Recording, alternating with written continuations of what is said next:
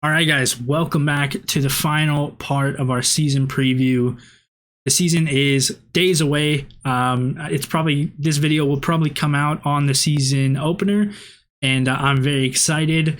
Preseason went okay. Definitely not good seeing Quinn Byfield go down with the broken ankle, but guys like Takachov really shined, and I'm feeling good about it. I'm feeling good about the season, and not just this season, but the next few years down the line. And that is why I'm going to make the part 3 of this little season preview about the prospects. And so to make it a little bit more fun, I've created a pretty scuffed version of a tier list, and I'm going to rank our prospects into tiers. And I guess I want to start by kind of explaining what the tiers mean, because obviously it's going to go from S tier down to AHL tier. But that doesn't mean that someone in D tier is not an NHL player down the line. It's just where they rank in terms of our prospect pool, which is pretty stacked. So I think to make the video a little bit more interesting, we're going to kind of go top, bottom, top, bottom, top, bottom kind of way, because they're more the obvious choices. And that means we're going to start with the AHL tier. So the AHL tier, these are guys that I just don't see making the NHL roster really at all. I think they could maybe in a few years down the line because of injuries, but these are guys that are kind of fizzling out at the AHL level and just complementary pieces in the pipeline. So to get the AHL tier out of the way, I'm not going to go into too much detail on these players. The first one I'll pick is Jacob Moverer. He's been playing over in Sweden for quite a while. He was drafted, I believe, 5 years ago. So he's been in the system for a few years now and never really made the jump yet. This is going to be his first year fully in the AHL. So it'll be interesting to see how he does playing close to home. But I don't think that he really has a future ever eclipsing into the NHL team. The next person I'm going to pick is Aiden Dudas. He was kind of a low risk, low reward pick in the middle rounds a few years ago. I just don't think being a centerman, he's going to make this roster. There's just too many good centers that we have for him to even be able to reach a fourth line center role. So unfortunately for him, I believe he's going to be stuck in this tier as well. Next up, we have Doyle, who he's going to be playing at BU this year. Not much to say about him. I don't know a lot about him, and I just don't think he's very high on the list. Another guy we're going to have is Marcus Phillips. He was a little bit promising. Again, another mid-round pick that just really didn't develop any further past what he kind of was drafted at. So another depth AHL defenseman for us. And then, honestly, I guess maybe Laferriere. Laferriere could be a tweener. He's going to be playing in the NCAA this year at Harvard, so congrats to him for going to Harvard. But, I don't see him really doing much. I mean, he had a pretty good career so far in the USHL, so if he has a good college career, then definitely we could see him jump up. But at the moment, he's just behind a lot of other better talent. And last but not least is Johan Sodergren, another Swede that was kind of a late pick. He's pretty tall, lanky, decent skater, but again, when you're going to be playing as a forward in the AHL, there's just so many other guys that are going to get the call ahead of him. I just don't see it happening anytime soon for Sodergren. So that now is going to bring us to the S tier. So the S tier is the top prospects, and it's pretty obvious who the first one's going to be. It's going to be Quinn Byfield, already NHL ready in a lot of people's opinions. Again, he got injured late in the preseason. Very unfortunate, because the way he was playing, he probably wasn't going to get sent down. I do think it means now when he comes back to full health, he probably will start back in the AHL and have to kind of hope for an injury or just work his way back onto the NHL roster. But Quinn Byfield is no doubt our top prospect on this team, and he's only 19 years old. I mean, he's the second youngest player in this whole group, and he's already probably the most qualified, most NHL ready, and has the highest ceiling. So Quinn Byfield, second overall pick, it's exactly what you want. And then the other guy that I'm going to put in S tier, there's a lot of guys who could be in this tier, but I'm going to go with Brandt Clarke. And the reason I'm going to pick just these two guys is because to me, the S tier is the players that are going to define this team going forward for the next generation. And so when I look at a center in Quinn Byfield, when I look at a defender in Brandt Clarke, I see a Kopitar and a Doughty. And those two guys were centerpieces for those cup teams in the early mid 2010s. And these are hopefully what is going to be the next two for the Kings. It doesn't mean that you can rely on these two solely. There's a lot of complementary pieces on those teams. And with the group that we have here, there's a lot of complementary pieces that we have in the system also. But hopefully in the future, these two players are going to kind of be the identity of this team for the long run. And that is why I'm putting them in the S tier as our top prospects. And like I mentioned, with Byfield, at this point in time, honestly, I think he's an NHL player. He's pretty much been a part of the team throughout the preseason. I don't think they were going to send him down at any point unless he got injured, which he did. And with Brandt Clarke, he's going back to the OHL. So that's nice to have him in a closer to home league, a more familiar league where we can really judge his abilities to his peers. When he was playing last year, he was obviously playing in a men's league in Slovakia, and he did really well, but it's just a little less known to be able to really project what kind of player he could be or how good he really was. And I think that's why he ended up falling down to the Kings pick. And I think I'm going to go straight into the A tier now, because I think that only picking two guys in the S tier is going to cause some controversy and people wondering why certain guys weren't included, or maybe why Brandt Clarke was included. Maybe you think Byfield is in a league of his own.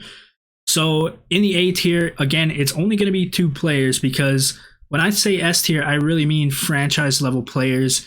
A tier is, again, super high talent players, top prospects who are going to be key players on this team.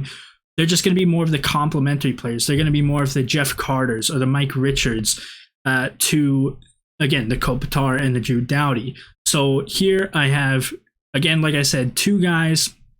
It's going to be Alex Turcotte.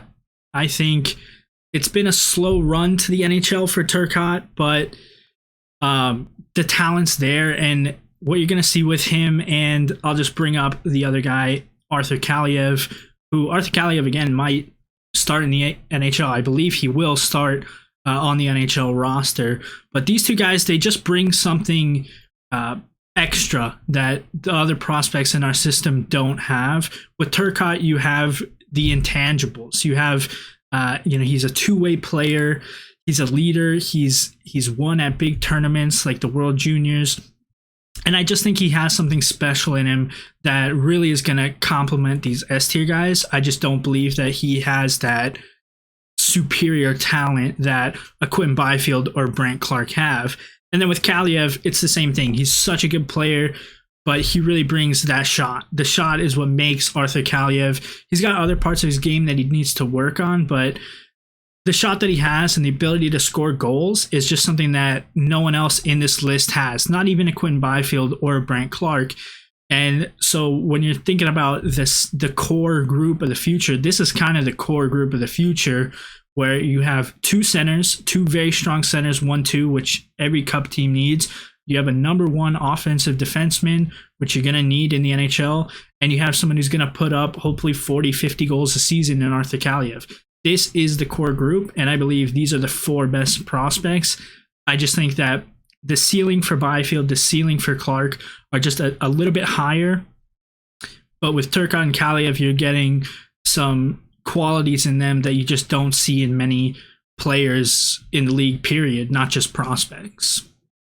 So now we're going to go back all the way down to the D tier. So the D tier is going to be players that potentially could make the NHL.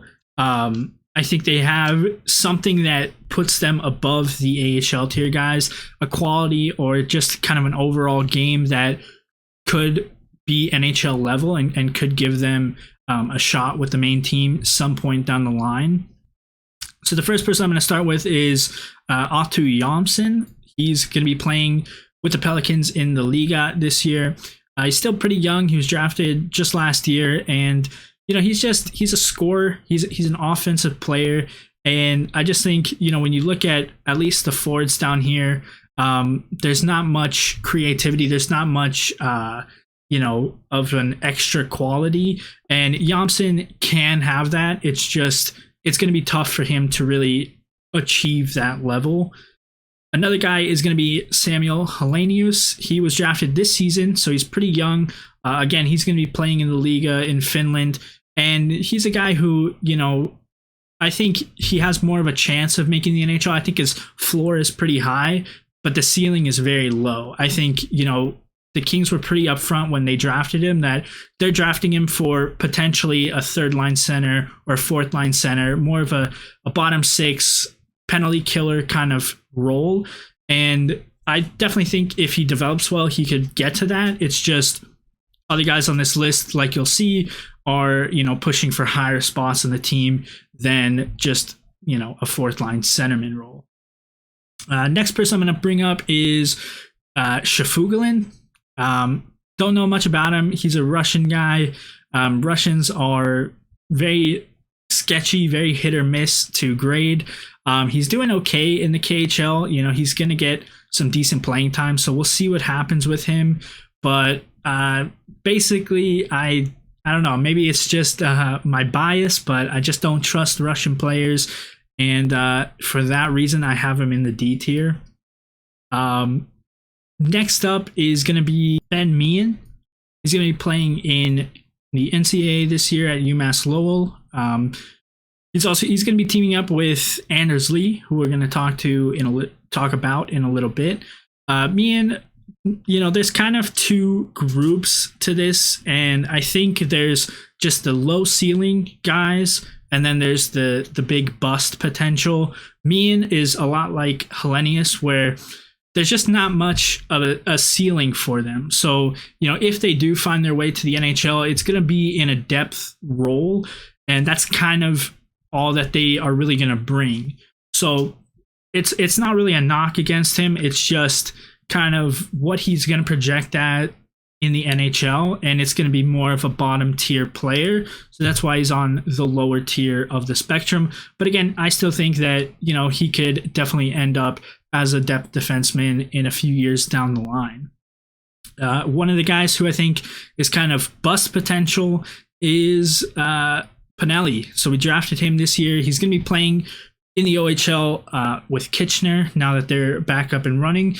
And he's got skills. He's definitely someone who has kind of the X factor that I talk about a lot, where he can definitely put up points. He can create offense. But with those guys, it's very tough to carry that over to the higher levels. So he's a guy who I have down here just because he's kind of a wait and see prospect, where we'll watch him in the OHL this year. There's not many OHL players. I believe there's 3 guys who are going to be in the OHL. So not much Canadian hockey to follow as a Kings fan, which is pretty weird. But that's how we've been drafting a lot of Liga players from Finland, and honestly, a lot of our prospects are in the AHL already. So it's nice to have them close to home, but you're not going to be watching much CHL hockey if you're into that, or at least rooting for Kings prospects.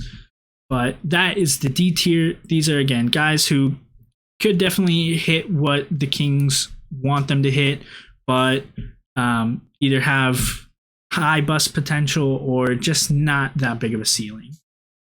All right, so now we're getting into the juicy stuff. B tier, C tier. This is where the majority of the prospects are going to end up, just because of the law of averages and the fact that, like I mentioned, A tier, S tier, these are guys that are just a lot better, a big step above the rest of the pack. It doesn't mean that B or C tier means that you're not a good prospect. You're going to see some very good names in these tiers. They're just not at the level of a Kaliev or a Turcotte, or definitely not S tier. So I'm going to start with B tier, and I'm going to start with a pretty safe pick, and that is Brock Faber. Really like what I've seen from Brock Faber. He played really well at the World Juniors. Kind of started as a depth defenseman, worked his way up to the top pairing. He's going to be playing again in college with Minnesota, and I just am excited to see him. I think he's a pretty steady player defensively, but he has a lot of offensive potential that we're slowly starting to see. All right, so after Faber, I'm going to go with another defenseman. That is going to be Helge Grans. So Helge Grans, a recent draft pick for the Kings. I think with Grans, there's a lot of talent, a lot of tools. It's just since he was drafted, the talk was about him kind of completing his game, rounding out his game. He's very much a prototypical Swedish defenseman. He's good skating. He moves the puck pretty well, decently sound defensively. But I'm excited to see him play in the AHL this year. I think it's going to allow the Kings to really have a hands-on time with him to mold him into the type of defender that we're looking for, which is, again, pretty defensively sound, but you definitely want more puck movers on the back end, with guys like Sean Walker really being a future player for us, Mikey Anderson. I think the Kings are trying to look at a guy like Bjornfoot and maybe a guy like Helge Grans to be more of that puck moving defender to help in what's really been one of the weakest points for the Kings the past couple of years, and that's getting the puck out of their end and up the ice and creating offense. So Helge Grans, I think, is B tier, and again, I think it's very nice that we're going to see him up close and personal, and really, early on in his development, get him in with the Kings development team because, he does seem like a very moldable player, and if they do it right, he can be a very beneficial player for us. Definitely a defenseman that we've been lacking apart from Drew Doughty. After Helge Grans, I guess we'll keep on the defense train, and I'm going to go with Kirsanov. So Kirill Kirsanov, drafted him this year out of Russia, so I'm not that biased against Russians. I like Kirsanov. I think he's a very good defenseman already. He's playing at St. Petersburg, so one of the top teams in the KHL. And last season, as an 18-year-old, he was relied upon to be in pretty big moments and get decent ice time for such a young player. The KHL is not a league where young players get much chance or trust, and he earned trust and he did well with it. And when I look at Kirsanov, I look at guys like Matt Roy and Mikey Anderson, just those solid defensemen who you're not afraid to put out there. And it's a little sketchy with Russians playing in Russia because you're not sure exactly when they'll come over to the NHL. But I think whenever the Kings do get their hands on him, he's going to go straight into the NHL lineup. I think he's just such a safe player to have that even if he's not going to be putting up a lot of points or, moving the puck very well, just the steadiness that he's going to bring to the back end is really going to help the team. Moving away from the defenseman now, we're going to get into, again, another safe pick in Rasmus Kupari. So Kupari, he's played in the NHL already. He's looked okay. This preseason, he's looked very good. He's come back fully from his ACL tear. He's got the speed again. He's making plays. He looks confident. So, I think that Kupari could be a player that eventually ends up in this A tier level. I think he has the talent to do that. It's just he needs to be able to gain a roster spot and show the confidence that he can have at the NHL level. Because when he does play with confidence, he's a very, very strong player and one that can be, a pretty big playmaker for this team. So we'll see what happens with him. I believe that he's going to be one of the first guys called up if there is injuries or, they just want to bring one of the younger players up for one reason or the other. So Kupari's going to be a nice one to watch.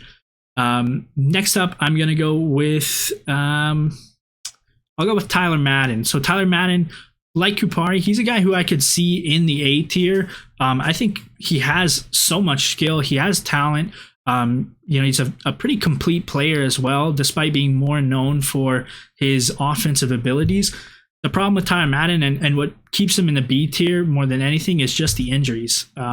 Since I think like a week after the Kings traded for him, he's been dealing with injury after injury. And so, hopefully this year in the AHL, he gets a full season. And, with guys like Kaliev and Byfield most likely being in the NHL, he's going to be one of the bigger players on that team and going to have more of a workload. And from what we saw last year on the Reign, he did well in that situation. He did well when he was kind of relied upon as one of the main guys. So it's just kind of a fingers crossed for him to stay healthy this season, because I think he has all the tools in the world. He just needs to hopefully be on the ice to use them. After that, the two guys that I'm looking at are Akil Thomas and Samuel Fagemo, and I think both guys can deserve to be in the B tier. I think when you're talking about Akil Thomas, one of the things that hampers him is just that he's a center, and he doesn't have as high-end talent as the other centers. So already you look at a guy like Byfield, Turcotte, Kupari. Kupari is probably going to move to the wing. What is Akil Thomas going to be? Because I think he plays kind of a Swiss Army knife style where you can definitely use him as a bottom six center, but he's also showed moments where he can put up offense. He scored the hat trick last year in the AHL, so it's really tough to judge exactly what Akil Thomas's level is going to be. I think I still will put him in the B tier, but it's just, I don't know. It's going to be tough for him to really beat out other guys for a spot. And then with Fagemo, honestly, this is a guy who I would easily put in B tier. Last year, I probably would have put him in A tier, but it just kind of worries me that he hasn't really gotten a shot yet in the NHL, because after his World Junior Championship performance a couple of years ago, he looked like a stud, and it looked like he was going to be on the team, no doubt, in a year or less even. But he's just kind of stayed in the AHL, and he hasn't really done much at that level to kind of warrant a look or a potential to be brought up to the NHL. And so that's what worries me with Fagemo, is that he hasn't really taken that next step, because at one point in time he looked very good. He looked like he was a scorer. He can make plays. It's just he hasn't really gotten to the next level yet, and the fact that it's taken a year plus already is what worries me. I still will keep him in the B tier, but again, just like Akil Thomas, these are guys that could maybe fall out just because of not reaching that next level to kind of eclipse the rest of the players on this list and that are just on the team already in general. And that brings us to the C tier. So obviously the guys that are remaining are going to be in the C tier, but I'll still go over why I'm putting them there. But before that, I just want to talk about the C tier. So the C tier is really, this is kind of the, it's the middle tier for a reason. I think this is the level where these guys are definitely potential NHL players. It's just, this is where guys can fizzle out in the C tier, and they can just not reach that next level. That's what I was kind of trying to talk about with Fagemo in the B tier, where he hasn't really reached that next level yet, and that's where I think the C tier players can kind of fall into that trap pretty easily. So the first person I'm going to point at is Jared Anderson-Dolan. Anderson-Dolan has been, he really should have been that fourth line center, third line center even last year full time. Like they gave him that chance, and he really didn't take it. He didn't take it and run with it. A guy like Blake Lizotte kind of outworked him and kept his spot on the team. And at 22 years of age now with Anderson-Dolan, and now being in the minors for a few years, the fact that he's going to be starting this season again in the minors, it's just not the best look for him. And he's definitely a guy who can play in the NHL. We've seen him play in the NHL, and we've seen him have success during times in his stint in the NHL. He just didn't, he wasn't able to keep that momentum going. And that's where the C tier, that's what it's kind of made for, is those guys that could easily be NHL players, but for one reason or the other, maybe just won't make it. I think Cale Clague is another perfect example of that. Cale Clague, he's got NHL time, and he just didn't do much with it. He didn't stand out enough to stay with the team and be a seventh defenseman. Maybe not even an eighth defenseman. I mean, we see Christian Wolanin kind of being that guy right now who's going to be, the seventh D while Oli Mata's hurt, and Kale Clegg is not waiver exempt. Neither is Wolanin. So the fact that Christian Wolanin is getting the look over Kale Clegg, it's just not.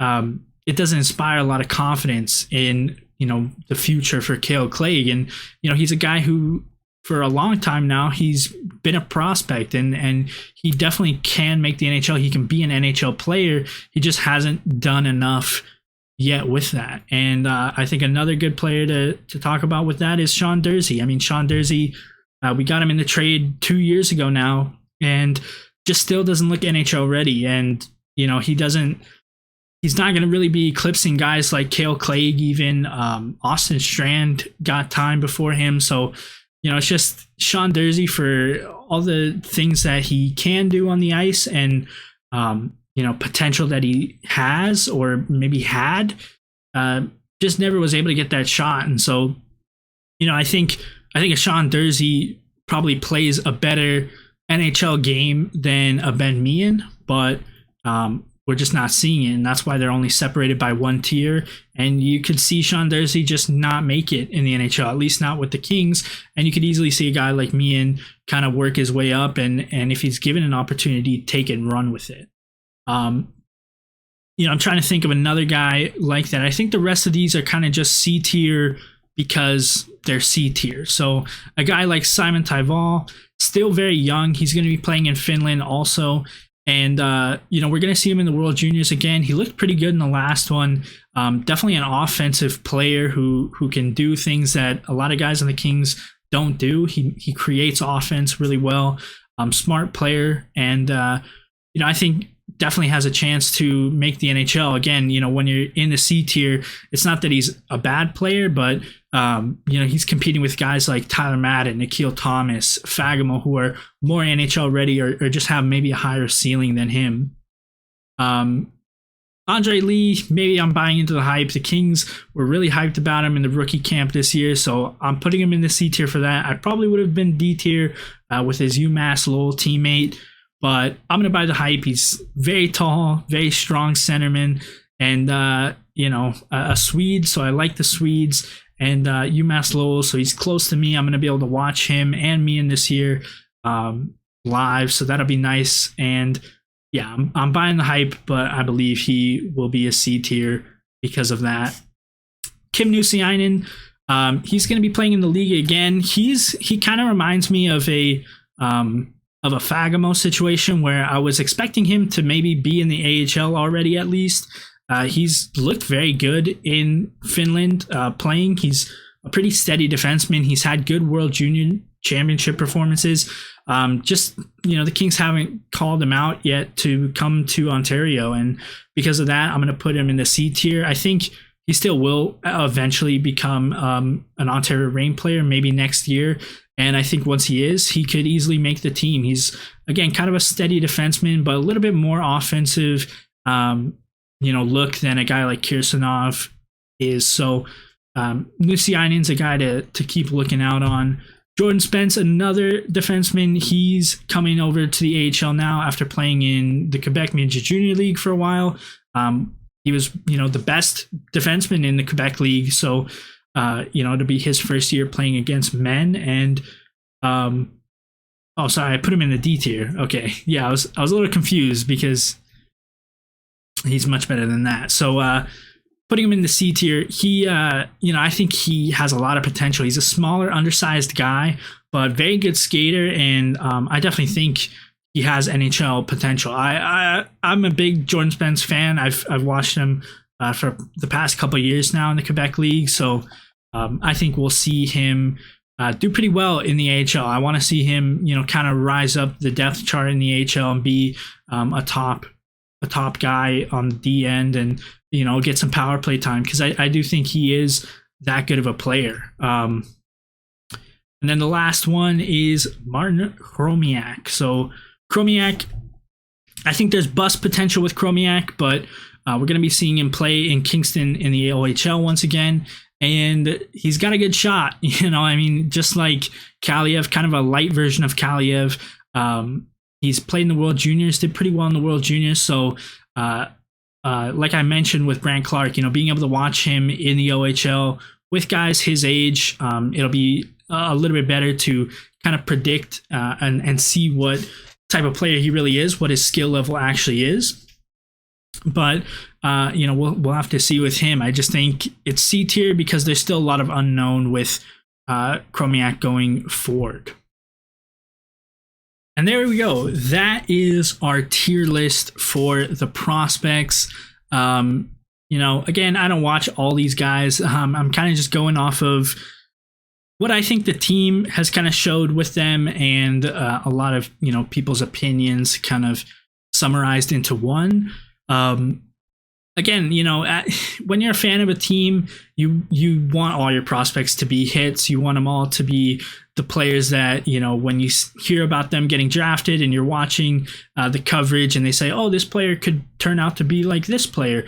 You want that to happen. And you kind of just in your head, you think that's exactly what he's going to turn out to be. With prospects, it is not like that. You kind of have to hope a lot of times, because not every guy's going to make it. Not many guys make it, even high draft picks. So with all these players, there's a risk of busting. There's also, the chance that they outperform what they were, talked up to be. And, in the case of these top guys with Kaliev, Turcotte, Byfield, Clark, these are guys who I think are going to be pretty good players no matter what. I would say maybe Turcotte is kind of the only one who still has something to maybe prove. Brant Clark's obviously just been drafted. He's only 18, but the way that he was playing in a men's league, as an underager, I think that, I think he's going to come into the OHL. He's going to be a very good player, probably the best defenseman on the OHL. So it'll be nice to see that. He's going to get a nice run with Canada in the World Juniors. Turcotte, it's really just on him. Can he kind of beast in the AHL? Byfield's most likely going to be in the NHL at some point in the year. So it's going to be Turcotte's team in a way. And, we saw in the World Juniors that, he kind of took Team USA. Obviously, Zegras was a really good player, but he was, a lot of a leader type of guy, and especially in the gold medal game, he kind of really took the team on his back, and that's what Turcotte needs to do in the minors to to finally prove the 5th overall draft placement was not a mistake, and that passing up a guy like Trevor Zegras wasn't the worst case scenario, because I do think that he brings a lot to this team. And again, a 1-2 punch of Byfield and Turcotte is just something that down the line looks very, very good. But all these guys, I really think have potential. I mean, I would say every guy in B tier, I do believe all these guys at some point will get NHL time, whether it be a chance this year. Next year is going to be a good year for us. Maybe Faber stays in the NCAA another year. Kirsanov might not come over to the NHL for a few years, but a guy like Kupari, he's going to get time in the NHL. Helge Grans, maybe it'll take another year. Fagema, I want to see him make that jump in the AHL this year and get a shot in the NHL. Tyler Madden, again, stay healthy this year, beast in the AHL, and try for the team next year in training camp. Akil Thomas, I mean, you bring him up in a bottom 6 role. I'm not a big fan of bringing up prospects to the NHL who are more top line guys like an Arthur Kaliev and sticking him on the 4th line. Akil Thomas is a guy who, would fit perfectly on the 4th line if you need to bring him up for injuries. And, down here we see guys that have had NHL time with Anderson Dolan, Cale Clegg, other guys who I think down the line can make the team. I mean, this is a top prospect pool. We've known it for a couple years now. It got better with Brant Clark being drafted. And it's, what really has made the last couple of years bearable for Kings fans, because it's not all doom and gloom. We've got a lot of talented players in the pipeline. The team's done a really good job so far of, developing these guys. And as the years go on, we're going to start seeing more of these guys on the main team. And it's just going to mean that this team is getting better and better. So that's going to be the video. Thank you guys for watching. Please comment your tier list if you want to make one, or just, if you believe a guy is ranked too low or ranked too high. Let me know in the comments, because that's the fun thing about prospects, is no one really knows exactly what's going to happen. So it's kind of subjective until it actually unfolds. And so leave those comments. If you like the video, give it a like. If you want to follow me for more videos this season, we are, again, maybe a day, or this is coming out on opening night. We're here. It's 2021-2022. This is a full 82 game season. Finally, after 2 years of this COVID stuff. And I'm excited. I hope you're excited, and I hope you subscribe. Stay around, because the channel is going to get more busy. More videos are going to be coming out, and hopefully some good stuff starts happening for the Kings, and we can form a little bit better of a community and a happy place to talk about this team that we love, and watch them succeed this year. Watch them kind of get over this rebuild, this retool hump, and start to see a competitive ice hockey team again, and watch games and not go into it expecting a loss. I'm looking forward to it. Hated the off season. It's just not fun when you don't have a Kings game later on the night to look forward to, and I'm glad that it's back, and I'm glad to have you guys here with me. I'm almost at 100 subscribers. That's pretty crazy. I know it's small numbers, but the fact that so many people have watched this video and watched me ramble is, it really means a lot to me. And yeah, I hope you stick around. Thank you.